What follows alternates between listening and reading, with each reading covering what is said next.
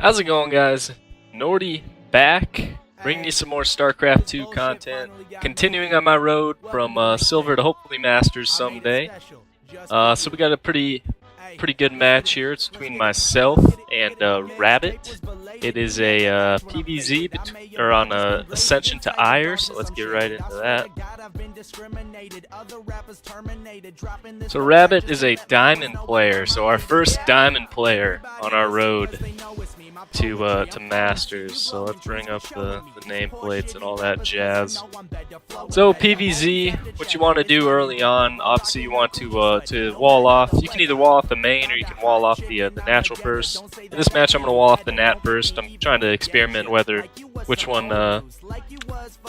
better. If you want to trying to figure out if walling off the main burst is better, if walling off the nat burst is better.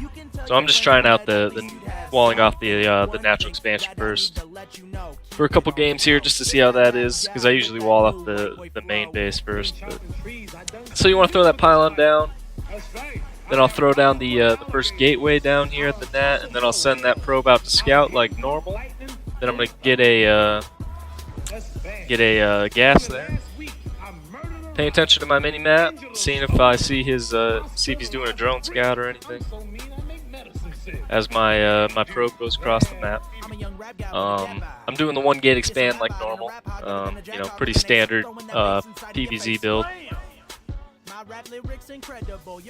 So once I hit 19 supply, I'm gonna rally this probe that's building down to my natural here, so he'll build the expansion. Probe comes down, kind of gets stuck on his hatch there, but I did manage to see that he had a hatchery. He has a second, so I know I'm safe to expand. So I'll throw down the second nexus. Bring my probe up, trying to scout his base here. I see he's got double gas, so I know he's probably going to be doing roaches. Gonna build a cybernetics core after my second goes down, and then I'll get a second gas. Then I'll build a pylon, and then I'll build a probe, and then I'll get my second pylon. Get the second pylon right here for some coverage in the main. And then I'll get another gateway to complete my wall off. You saw that 22-year-old undeveloped kid running from Sunday. All of you, I know you got him. I know you got him picked. So since he's going for roaches, army comp that I'm going to be looking at getting here is I'm going to start off.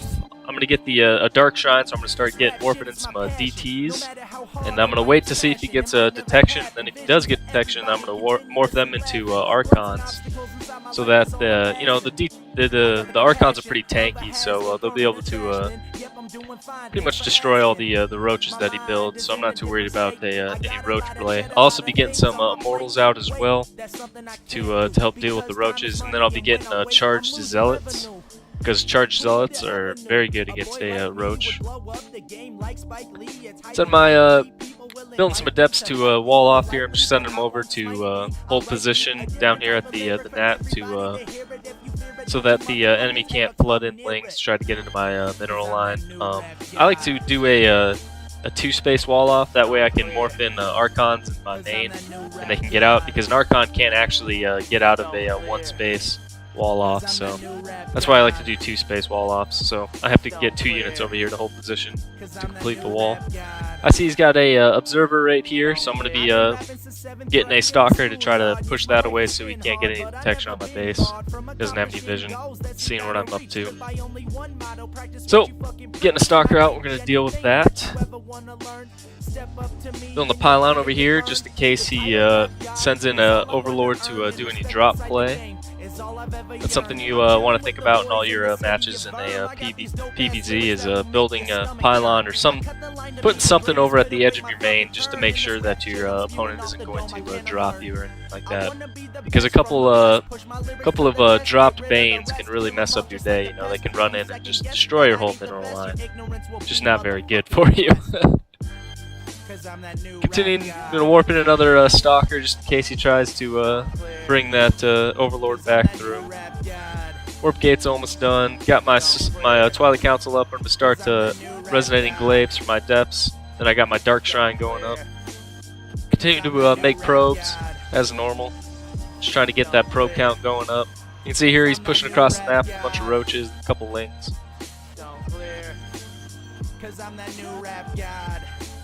Getting that robotics facility up to start warping in some archons.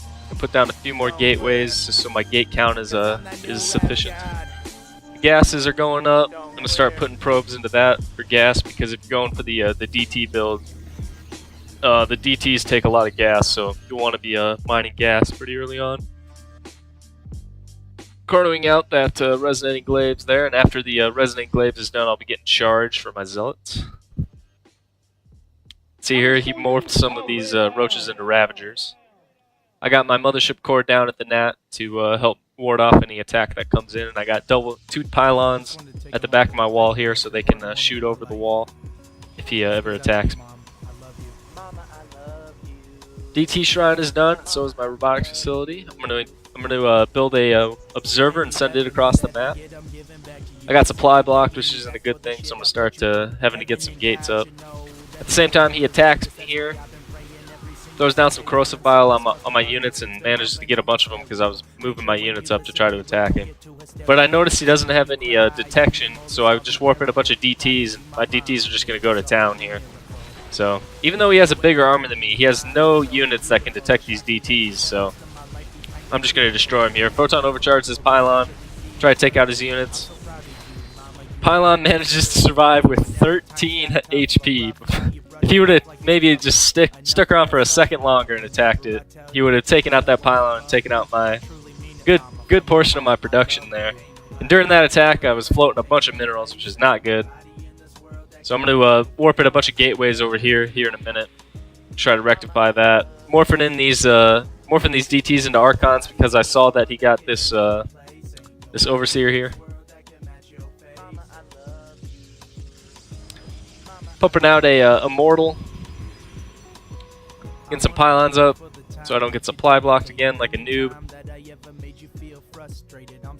Morphing in more archons there. See, I got fully mined out. So at this point, I'm just thinking right now, I'm just going to go for a 2-base play. I'm not going to be too worried about the third expansion, so that's my thought process here. Normally I'd take an expansion right now, but I decided not to. I just decided I wanted to do a 2-base play for this one since he's diamond. I didn't think I'd be able to beat him in a macro game, so I'm going to go for a timing attack. I'm going to attack him around 8 minutes with a bunch of archons and zealots and charge zealots. So that's my plan here. You can see here I got my charge upgrade going up. You can see here my freaking immortal got trapped in the between my robotics facility and a pylon here. So I'm having to get another pylon up to make it so my immortal can get out of there. And then in the process of that, my pylon wasn't close enough to my robotics facility to power it. And then my dark shrine went out too, so I'm just all sorts of messed up over here. At the same time, he's attacking me. I got a bunch of zealots though, so I'm able to push this back. You can see here that the charged zealot archon army comp is really good at taking out opponents that go for roach heavy builds, so that's why I like it so much in PvZ. Here I'm going to be gearing up for attack, because like I said, I'm going for an 8-minute timing attack here, so yeah, one last warp-in round of zealots, and I'm going to push. I'm bringing my mothership core. Usually I don't bring my mothership core to fights, but I figured since I really don't have much of a much of a plan to expand. This is kind of an all-in build that I'm going for here, so I figured I'm just going to bring my mothership core anyway, even though I don't normally do it. So just going to come down here. I see he's got a third, so I'm going to try to take that out real quick. At the same time, he's bringing his army down, so I redirect my forces to start attacking his army. You can see here these zealots are just absolutely destroying these roaches. The charge lots are really good. I throw down the time warp there to try to slow his units down, but he just kind of backs off. Same time, I'm bringing in more zealots in the back. I'm pushing him back. I managed to mop up pretty much all of his army here, and just like that, he GG's. So that was a really good game. My first victory against a diamond player, so that's really exciting. I was pretty pumped about that. Lets me know that I'm able to compete with the diamond players. So hopefully I'll be hitting diamond here pretty soon. That was a pretty good match. I did quite a few things wrong in this match, to be honest. You know, I was floating a bunch of minerals in that first engagement.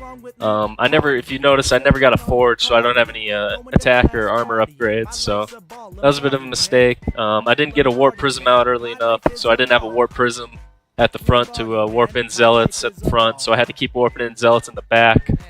That's why I got all these zealots kind of parade pushing across the map. You can see here I finally got an observer up near the end of the match, but you know, he GG'd, so I didn't really get to use it.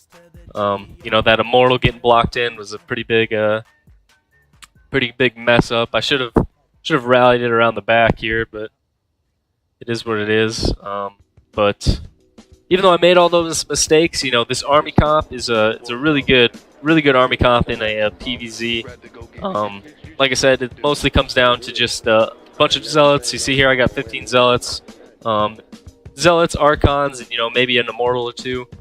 And usually that'll, you know, just destroy any Zerg player that's going for a roach heavy build. I've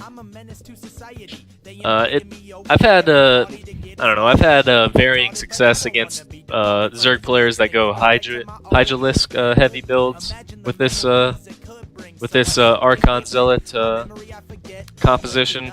Sometimes it works, and sometimes they just have too many Hydralisks and they just destroy my Zealots before my Zealots can do any damage. So, I mean, I'm not too sure yet if it actually works against Hydra heavy builds, but you know, I have won in the past with it. So, I'd say the Zealot Archon build is a solid build, really against any Zerg build, so you can go ahead and use this build if you want in any of your PvZ matchups. Like I said, I would just maybe get a forge a little bit earlier than me.